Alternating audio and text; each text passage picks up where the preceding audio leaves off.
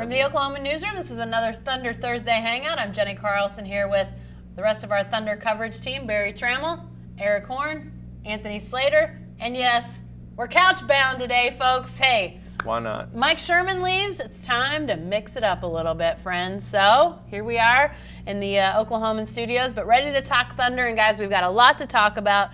Let's start with this recent four-game road trip. You just got back, Anthony, so we'll let you go first. Fill in this blank. The Thunder's four-game road trip was? It was weird, strange for everyone involved. I mean, even traveling on it. Eric had to go to the first game because I had to get to New York in time to get ahead of the blizzard.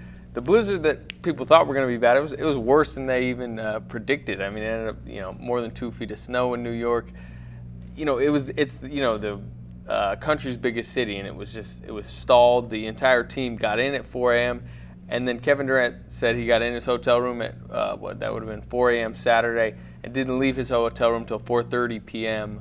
Sunday to get on the bus to go to the game. The city was shut down. The snow was just piled up, slush everywhere, the cleanup crew. So that was weird. Then they lose to Brooklyn, play really poorly. I mean, we're talking about a Nets team that had lost 10 of 11 coming in. They'd scored, I think, 78 and 84 points the previous two games, dropped 116. They clearly missed Steven Adams in that game. Yeah.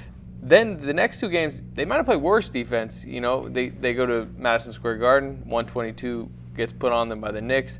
Then last night, 123 by the Timberwolves. But they win both games. It was kind of a relaxed locker room yesterday, just, 3-1 somehow. I thought that Knicks game, they almost looked more like they'd been in the hotel room. There were times when it just felt like they were sluggish to the point of not even having stretched their legs, guys. It just seemed, like you say, it is weird that they have such crazy numbers, but yet they come out 3-1 from that road trip. I mean, it is very strange. Testament to their offense. I mean, we are going to talk about the defense plenty today and how bad it's been, and it was really bad on this road trip. But they also scored 128. They also scored 126 last night. So, the offense is playing really well. Okay, Eric, your turn. Fill in the blank. This Thunder four-game road trip was treacherous. Even though they go 3-1, they get a bunch of guys beat up. Yeah. You got Steven Adams missing the Dallas game with that elbow strain he picked up in pregame. You got Andre Robertson getting his knee sprained when Russell Westbrook went for the crazy reverse layup. And then now we got Cameron Payne. We're waiting to see what happens with him with the concussion protocol. As Anthony wrote in the blog on Cameron Payne, Mitch McGary earlier in the season, he missed 8 days. So, we're probably not going to see Cameron Payne tomorrow against the Houston Rockets. Yeah. And now the Thunder, all of a sudden, they came into this road trip as one of the healthier teams in the league, and that's 2 starters and a key bench guy that you lost in this road trip. And 2 starters that defensively, you mentioned missing Steven Adams, but, Andre Robertson, that's a huge defensive loss for this team. Well, but they won't need him against Houston. There's nobody on – Houston doesn't have anybody that needs to be guarded by Andre Robertson. No. Well, you got Harden, Bradley Beal, Victor Oladipo, and Klay Thompson, Steph Curry the next 4 games. Who possibly could he guard in any of those games? Well, what we're seeing with Andre Robertson is what we saw when Kendrick Perkins would go out, which is the defense would just So what's the time? What's today? It's 2:06. Took 6 minutes to say let me tell you what. Put me in charge. It'd take me 6 minutes getting back in town, getting this team straightened out. You can't get the 2011 version of Kendrick Perkins. I don't even want him to play. I wouldn't sit on the bench and scowl a little bit. I wouldn't activate him for any game. He's going to be a good big man coach in the league. He's good locker room lieutenant is what he is. Well, that's what assistant coaches are a lot. Well, I don't know, but Perk wouldn't sit there and let those guys pull some of those antics with transition defense and not getting back and. He's having a real big impact in New Orleans right now. Well, they're a destitute team, but he had the ears of those guys in Oklahoma City. He did, but some of that was on the court, and some of that's just through the play, and Tabo was good then, and I would take Kendrick back in a heartbeat too, Barry, because I think you're right. I think that sheriff, he was the sheriff. Whatever you want to say about him losing a step or 2 as he was here a while defensively, okay, I get that. But he made the rest of those guys better by the sheer fact that they knew if they screwed up, they had to answer to Kendrick Perkins. And I don't think anybody in that locker room, including Kevin Durant, including Russell Westbrook, wanted to answer to Kendrick Perkins. There's not 5 people on the face of the earth that Russell Westbrook listens to. But Kendrick Perkins is one of them. Yeah. Breaking news here: he's not coming back. So let's move That we forward. know. Why couldn't he? What's holding it back? A roster spot.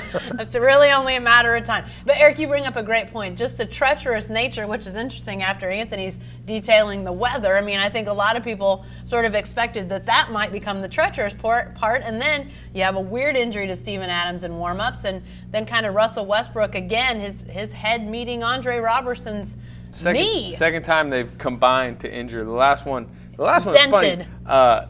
A lot weirder, worse looking injury. You know, Russell Westbrook's face gets dented, but he gets surgery, but he only misses 1 game. Robertson, it's a knee sprain, but he's going to miss at least 3 weeks. Yeah, and I have to think, Eric, to your point, I mean, seeing Steven Adams back on the floor on Wednesday night, definite positive, even though the Wolves still score a bunch of points, but you'd rather have him back than not, especially if Robertson's out for a while. Oh, absolutely. I mean, and just think if Steven Adams wasn't going to be in the game with Houston coming up. I mean, James Harden might have dropped 50 regardless, but now with Robertson out, and fortunately you got Steven Adams back. I mean, what, 40? I'm thinking. 81 might be out of the question. I'll say this: just being on the road with them, and now that they're coming back home, I think they're going to play pretty well defensively tomorrow against Houston. Houston's not playing well at all. They just got blown out, I think, by 31 by the Spurs. They've had issues all year. They've already fired their coach. I think they're going to play well against you. I don't think Harden's going to drop 50 and they're going to drop 120. I might be wrong, but. And I'm not saying that they've solved everything. Robertson clearly is the option you'd like. However, Dion Waiters is a solid defender. He's done an excellent job. I got nothing bad to say about the job Dion has done this year in trying to be that two-way kind of guy. Yeah, so actually the Knicks game we talked about, I know they gave up all those points, but you know some of their best defensive possessions were when the Knicks were for some reason trying to post up Aaron Aflalo on Waiters, and Waiters was holding his own, and Derek Fisher just kept going to it for whatever reason. That was really weird. All right, Barry, you get the last word on the fill in the blank. What was this road trip? It was a B.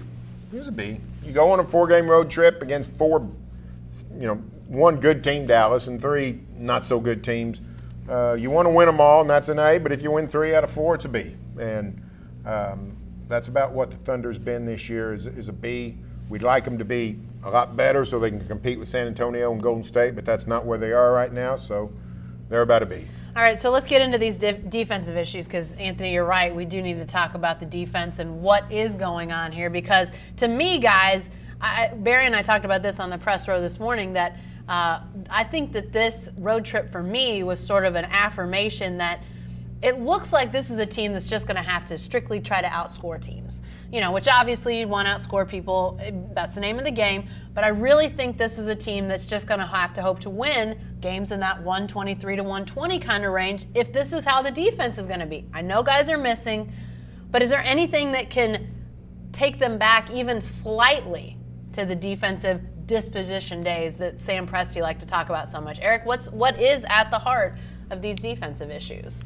Well, I think it's just a focus thing more than anything. I mean, it seems like it's a different defensive issue to me from night to night. It'll be a guy leaving his man on the corner. It'll be allowing too many points in the paint like last night to Minnesota. So every night it seems to just hop from thing to thing, and it magnifies the issues when you get guys hurt. This is really the worst case scenario for them in terms of guys being injured because you wanted them to get correctly defensively when they had everybody in at the same time. Now they're going to have to find ways to correct these defensive inefficiencies with guys out. And I mean, from it being so inconsistent from night to night, it's going to be harder to do with Robertson out for as long as he's going to be out. Is it focus, Barry? Well, I guess. I mean, I don't know what exactly that means. I don't know desire, concentration, focus. Eric the Red is right. It's different things every night. They're getting beat in transition too much, and it's not because they're not fast enough. I mean, if you got a bunch of non-athletes, that's one thing. But this is one of the more athletic teams in the league. They shouldn't be beaten to the end of the court. And some of it is they get back and they just stop at the foul line, and somebody leaks behind them for an easy shot. So that's just a lack of attention to detail. That's really what defense is attention to detail. And that, going back to Perkins, that's the thing he was big on. He was big on the details. And sometimes, and I think Adams, Adams is really good because he pays attention to detail, and when they don't have him, that's not good. Now, a great sign. Last night, after 3 periods of awful defense, they actually found some defense, and it was with the B team, with Cantor, Augustine, and Anthony Morrow on the court. 3 lockdown defenders. Terrible defenders, and yet they shut down Minnesota for the, They didn't T-Wolves score. had They didn't score for like 5 minutes. Yeah, and they had like 5 points the first 8.5 minutes of the quarter. So, and then Zach LaVine had about 50 the last 5 minutes. but they had some good. So they're capable. Yeah, they're capable, and we know Westbrook and Durant and Ibaka and all the veterans are capable of good defense. And it's not like they're past their prime. They can still do it if they will just commit to doing it. Haven't we talked about this team, guys, in context of, getting built towards the playoffs? I mean, obviously, this team is not at the level of the Golden States and the Spurs right now. I mean, that's pretty obvious. But sort of building to be playing your best in the playoffs, and when you start talking about not paying attention to detail, not having focus on defense, however you describe that to me doesn't feel like a team that's going to find itself in mid-April and be like, all right, now we're ready to play our best basketball. We could talk about all these things. It's really hard to do. There's only 2 teams doing it that are every night, playing super well. Kevin Durant, who's been like incredibly honest this season with the press, sometimes far too honest, back and forth. He's talked about it recently. He talked about it last night. He even said something in the Knicks game. Just it's January out. We get bored. He thinks the team can get bored. It's day to day. They do the same thing every day. They go to practice, then they do this. And January is the hardest month for the dog days type stuff because the start of the season, the excitement of the season's worn off. The playoffs is still far away. They just went on a strange road trip that we've mentioned through this blizzard in Minnesota and different stuff like that.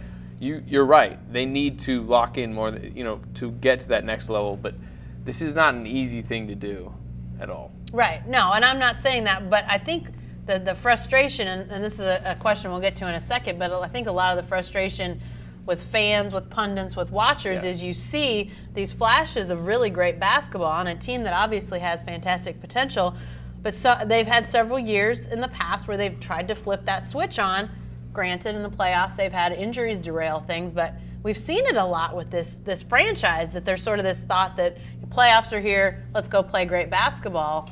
And I just thought that they would get to the point in their evolutions and their maturity where they would build to that point, and we just haven't seen that with these guys. I'm a little bit surprised. You say it's hard, I get that, but you've got Durant and Westbrook and Ibaka in the prime of their careers, and I thought this was where we would start to see that from these guys. I think there's one silver lining, or maybe it's a hope that Thunder fans can sort of cling to.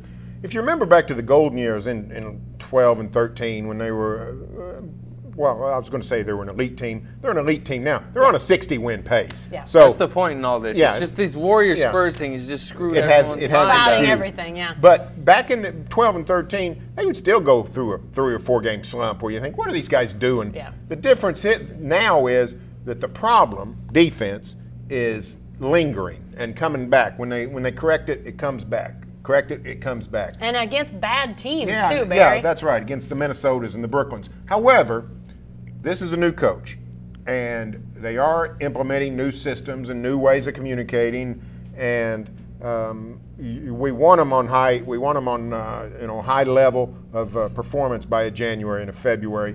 But maybe it's a case of it takes longer than we suspected for everything to gel. DJ Augustine, perhaps I mentioned this in the past. DJ Augustine said back in November, he said, you know what, adjusting to a new coach, the offense comes pretty easy. We get that. He said it's the defense that takes a long time to sort of to gel. So maybe there is hope that they will continue to get better on defense. And by April, maybe they will be playing at a higher level. The defensive issues, the heart of it, we haven't asked you yet, Anthony. You saw the last three games up close and personal, saw a lot of points being scored. What do you put your finger on with that? Well, it's a lot of things. I think number one, it is somewhat of a personnel issue. I mean, Enes Kanter's got to play 20-something minutes a night. He's just not good. He's not capable of playing good defense. I mean, he's getting better, but it's like, it's like pushing along like a a young child in some ways. And then, Waiters has his lapses. Morrow, Augustine, we've talked about. I mean, they cannot be an elite level defense with some of the guys they're rolling out there.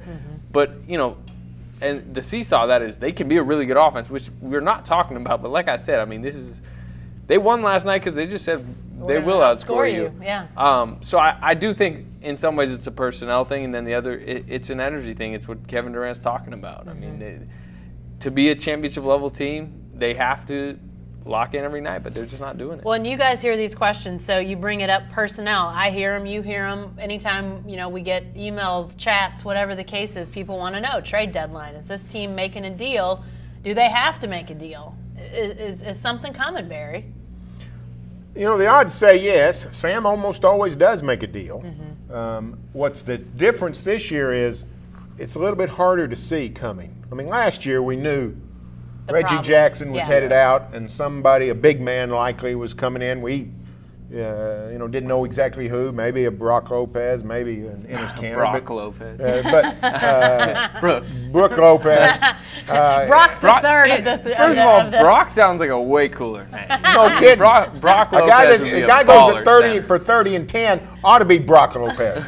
But so probably a trade's coming. We just can't really know who or what the parameters might be. Look, if I told Sam Presti you can make that move and it's going to make your team better, he'd make the move. Where is the move? Who's the obvious? I don't know. It might be out there. It might be made, but like. And even if it makes sense on this side, does it make sense? Well, it makes sense on the other. No, I've seen plenty of people like, man, we could really use a Will Barton right now. I'm like, yeah, they would love to have Will Barton. Why would the Nuggets give him up? They just signed like a cheap, stuff like that where it's like. It's got to make sense both ways. Who? Somebody gets on the chat earlier this week and asked me who's the one player in the NBA who would help the Thunder most right now in a trade. I'd be like, I said Steph Curry. It's like everybody wants this two-way. Everybody wants a two-way wing. Teams don't give up two-way wings easily, especially in this climate of the NBA. And they're not cheap. No. The ones that they are giving up are ones that are going to cost you a lot of money or overpaid. The only guys you could get are guys on expiring contracts, and they're very pessimistic about re-signing, so maybe they can get something out of an Oklahoma City. Like Waiters. That's why they have Waiters. Or Kent Bazemore, somebody like that. Well, now Kent Bazemore, I don't think they're going to be able to get him. I've seen Courtney Lee's name thrown around. Yeah, he's thrown around. That's true. The problem an interesting one. It is Memphis would have to be willing, especially Memphis would be giving it to their potential first-round opponent. Right. So I don't. But where is Memphis? I think that you're right. You have to think about what's the flip side benefit, and is Memphis ready to just say, all right, we got to start over. We got to let some contract go. This is a move. Yeah, we and make. to do that, they have to give up a piece, which is like a Mitch McGary. Yeah, or Cameron Payne. Oh yeah, you got to give up somebody. If I was Memphis, I'd say, I'll give you Courtney Lee. Give me Cameron Payne. Yeah, no, Cameron Payne is the Thunder's best, giveawayable, I guess, asset right now. But do they even? I mean, is he even touchable right now? I wouldn't. I'd think long and hard about trading Cameron Payne for Courtney Lee.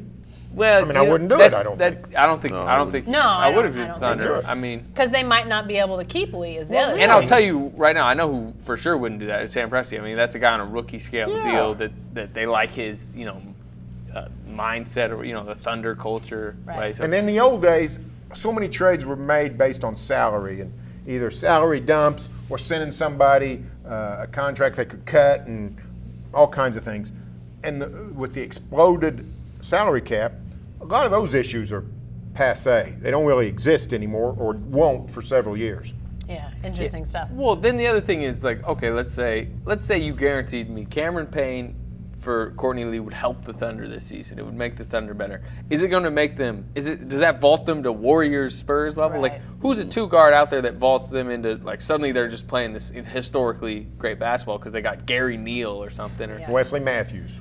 Wesley Matthews would. Dallas isn't going to get him out. Mark Cuban's not interested. Yeah, that's the only type Klay Thompson would really help this team. I think just go get it. It might hurt their rival, too, if you could just Cameron Payne for Klay Thompson. But so, to me, there's no point in trading like a 3-4 years of a Mitch McGary, a Cameron Payne for a guy like Courtney Lee that, he could potentially swing a few games in the regular season, maybe win you a playoff game, but, you're not suddenly beating the Warriors because of Courtney Lee. You're beating the Warriors because Westbrook, Durant get hot and this team comes together and Klay Thompson tweaks an ankle in Game 5, and you still won Golden State. Right. Yeah. Okay. So we've talked all about the weirdness, the issues, guys, but let's talk about some positives, because you bring up a good point earlier, Anthony. The whole idea that this is a team, or Barry, on pace for 60. I mean, this is a team that could easily win 60 games, and yet people are wringing hands, fans, pundits, everybody else. I mean, has there ever been a case where you've seen this sort of thing happen with a team that is still an elite team, and yet people are essentially, oh my gosh, what can be fixed here? What can be done, Eric? It's the standard, I mean, you've got 2 of the top 5 players in the NBA. And the 2 teams that are ahead of them have been so good, and they don't have those double-digit losses. I think we get caught up in the amount of losses too, because the Thunder have this big number compared to the Spurs and Golden State. And I know that seems simple, but the standard is so high that you tend to overlook how good this team really is, and that they still have room for improvement, considering they have a first-year coach. You have a guy in Enes Kanter who hasn't been with the team for more than a year and change. You've got a rookie that's been your top scorer off the bench for the past 2 weeks, or your top wing scorer, and you've got a guy in Durant that's coming off an injury that's playing at an MVP level. It's a few things. It's desperation, number one. We could talk about all the improvement, but there's a chance these 2 top 5 transcendent guys won't be here in 2 years. Sure. Durant could leave this offseason. It's a fan base that thought they were going to have 2-3 titles by now, and now it's like there's a legit chance they won't ever have a title, especially with what the Warriors have become. So it's a worry there. And then as far as just strictly their play, I mean, we talked about the defense. The other thing is, like, they've played a really, really soft schedule. Like, who's the best team they've played? They've gone 24-5, I think, in the last 20. Spurs in the opener and Cavaliers of late. I mean, that's really they won at LA. They won at the Clippers. That's their best win. Yeah. I mean, but it does stiffen up a lot here in February. Yeah, they have 34 games left. 12 of them are against either the Rockets, Spurs, Clippers, or Warriors. 3 against all 4 of those teams. It's double-sided, because obviously it's going to stiffen up, and that might make fans worry more if they lose those teams. But I'm very interested to see how this Thunder team responds, because talking to Durant and all them, and how it's just it's January, and we're doing the same thing.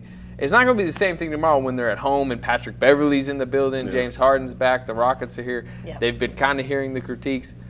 How do they come out in those games? How do they look against the Warriors the day before the Super Bowl when they're kind of on that big stage? Sure. I'm excited. It's one thing that it's January. It's another thing that you're playing the Minnesota Timberwolves for like the 3rd time in 3 weeks. It's true. I mean, if they had played Houston in that many times, I mean, there would be more joy or excitement, so to speak, over a win. It's a weird schedule glitch that they've sort of been through with some of these not great teams on their schedule all in a row. Well, and everyone deals with it, though. Let's not sit here and be like, But the good news is, maybe this steady diet of the great teams you mentioned, especially the Warriors, especially the Spurs, maybe that does sort of refocus the Thunder. Maybe that does energize them. Maybe that does sort of give them a jolt when they wake up the morning of those games. I think it has to. I mean, as far as, like, if they play the Warriors well, even beat the Warriors, maybe the confidence is up. Or even if they go into Golden State and get popped by 35, they're going to change the equation. That might make them look at each other. That might make Sam Presti rethink things. I just think playing these teams is going to give us a platform to see where they really are when they're in the environment that are like playoff environments. Because last night, like, they're not playing it like it's a playoff game. No. Because it doesn't feel that February way. 6th at Golden State is going to, okay, like, how would this team potentially match up in a playoff? Okay, I don't know if you can say that all of those games against those great teams is a reason for optimism, because the Thunder's going to have to kick it into gear, but there's got to at least be some reasons for optimism. What do you like most, Barry, that maybe if there's fans out there that say, woe is us, and need a little jolt of optimism? Well, the offense is excellent. Yeah. I mean, the offense, they're going to score. That's just going to happen. It's not a question of, they're not going to lose a playoff game 89-86. We saw that some in 12 and 13. Remember those Memphis series? Yeah. That became so low scoring? We're not going to see that in the playoffs. If the Thunder loses in the playoffs, it's going to be 111-106. It's going to be, even though playoff basketball becomes a grind, even though it slows down, but it becomes more low scoring, they're going to be able to score. And the thing I like about the offense is they can do different things now. It's not just the Westbrook-Durant show, and it's not just having Kanter, somebody you can throw it into the post to. They do run better offense than ever before. Yeah. The pick and rolls, the Adams and Ibaka's, waiters off the bench. You got the Cameron Payne and Anthony Morrow as different kinds of options. They're an outstanding offensive team. So, they're going to have a puncher's chance in every game they play in the playoffs. So, and here's the other thing. Effort and focus and those kinds of things don't really come into play on offense as much. They do on defense. If you'll make up your mind early enough, you can make a difference with your will on defense. So if Billy can reach these guys early enough in the process, which I don't mean game 5 of a playoff series, I mean like in February and March, and get ready for the April run of the playoffs, the defense can improve. Yeah. Eric, optimism? Optimism, as poorly as he started, I'm liking what I'm seeing from Kyle Singler in the past couple of weeks. Honestly, I did not think he was going there. Look, there's a lot of things. There's a lot of things I could say. I mean, I'm optimistic about the way that Durant's playing. I'm optimistic about Russell Westbrook's distribution. I'm really optimistic about Kyle Singler coming off the bench and providing something. Because he's that 6'8", 6'9" guy that can guard a couple of different positions that you're going to need against Golden State and San Antonio. Yeah. He was excellent in transition defense against Dallas. He had some key stops in that game. Yeah. Comes in with putbacks. I mean, he wasn't great against Brooklyn and New York, but who was on defense against Brooklyn and New York? But Kyle Singler, if he's going to bring anything, if he's able to provide some sound defense and make a couple of shots, that's going to make it easier for the entire team. It's not going to put as much weight on Kevin Durant to have to play. When they're playing these all-bench lineups, it's not going to put as much weight on those guys to come back in and score and make up the difference. You may not know you need Festus Ezeli until you need Festus Ezeli. I mean, like he had a couple big baskets in the finals, and who would have thought you would say that about anybody? So who knows when a Kyle Singler play might come in handy. What about optimism, Anthony? I just think it's Russell Westbrook offensively, his ascension to consistent great basketball. Barry's talking about this offense that looks so much better, and it's the pick and rolls, and he can run the pick and roll with Adams with the lob. He can run it with Kanter, where he can throw those quick bounces that Kanter can catch. The pick and pops with Ibaka. They can do the 3-run pick and roll with Durant and Westbrook, which is almost unstoppable at times, and he's willingly doing it, and you could tell he's enjoying himself. He just seems so much more mature from an offensive standpoint that. There's not really the concern that he's just going to go kind of like Psycho Russ offensively. Yeah. I mean, he did a little bit in Brooklyn. They did in Brooklyn, but that's the only time all year. Yeah. So it's I think that's the reason because he does it almost on an every game basis now, that's the reason to believe this offense is going to produce pretty steadily. And then the other optimism thing with Russell Westbrook is that you throw him in a series against a Steph Curry, against a Chris Paul, Tony Parker. He knows he's on the big stage. Yeah. He's going to be walking into the arena wearing his poncho, and he's going to be locked. Wait, and he's going to be is locked it cape in. Or poncho? Poncho or cape? Both. It's a poncho cape. It's a suit. Slayer It's a jersey. clown suit. Although I will say this, cape. we're never going to see it again. I mean, once he wears it once, it's gone. Yeah, I mean, at least from. But I'm just saying, podium Russell Westbrook with the outfits, with the. Sure. I'm not there's no reason to believe he's going to shut down Curry or shut down any of those guys. But he loves those one-to-one matches. I just think he's got to be more focused because he's going to get if he plays a defense like he's been playing, on the Zach LaVines of the world, on the Stephen Currys. Yeah, he's going to get roasted to a level 60. that'll just infuriate him. Yeah. So that I think he's the biggest reason for it. Okay, you bring up Steph Curry. Let's fast forward just a little bit, guys. Not this weekend, but next weekend, Super Bowl weekend. You mentioned earlier, Saturday night in the Bay. I can't wait. It'll be Thunder and it'll be Warriors, and some of the plagues of Egypt have returned to this team with injury. I mean, we can't know who's going to be back and who's going to be available for that game. Andre Robertson will not play. Steven Adams is, we talked about him earlier, but he's already back. Mm-hmm. So who knows about? But what is that? What does all that do? Does it take any shine in you guys' mind, Eric, off that game and what's coming up here on February 6th? It doesn't take any shine off the game. It's still going to be a heavyweight fight, so to speak. But I mean, the Robertson thing obviously hurts you. You want him in the lineup, being able to go at Steph or Clay or anybody that they would dispatch him against in the starting lineup. So I mean, it's still going to be an event. It's still going to be the game of the night, the game of the weekend. Yeah, and let's not over-exaggerate Robertson here. I really think in a lot of ways the Warriors probably play him off the floor if they go small and you know, like, or remember what they did to Tony Allen in the playoff series last year, where they put Bogut on him and say, "Oh shoot." Worst part about that is Tony Allen actually is like, "Yeah, I'm gonna shoot." Robertson wouldn't like, "Here, give me the ball." Tony Allen was like calling the Warriors out after it. But it's just, I don't, you know, he does. It's weird because like one side the way the matchups are, he might not have played a huge role anyway. I don't think so, because I really think the Warriors, you know, I don't think he'd be in the closing lineup. He really never is in the closing lineup. It's very rarely. But at the same time, like if Klay Thompson's doing what he did last night, he had 45 last night, like you're gonna want Andre Robertson. But every team deals with a minor thing. As long as none of the big guys are out, let's see what happens. Here's what's great about the schedule. We talked about how easy it's been. Here's what's great about it, and this idea that the Thunder is not at the elite level.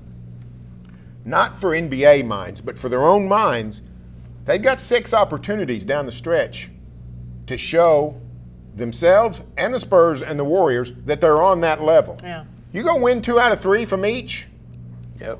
and who cares what the final record is and what the seeds are in the playoffs. Those other teams win 70 games. All of a sudden, the playoffs are wide open. Yeah. Now, if the Thunder goes 1-5 in those 6 games, well then, but if you hold your own against those guys, the playoffs look completely different. Yeah, no, you're right. Like, let's just hypothetically, let's say they don't play that well to end the season. They lose to a Sixers. They lose some bad games. They lose to the Timberwolves at home. They go into Sacramento and lose. But at the same time, they go 2-1 against the Warriors and 2-1 against the Spurs.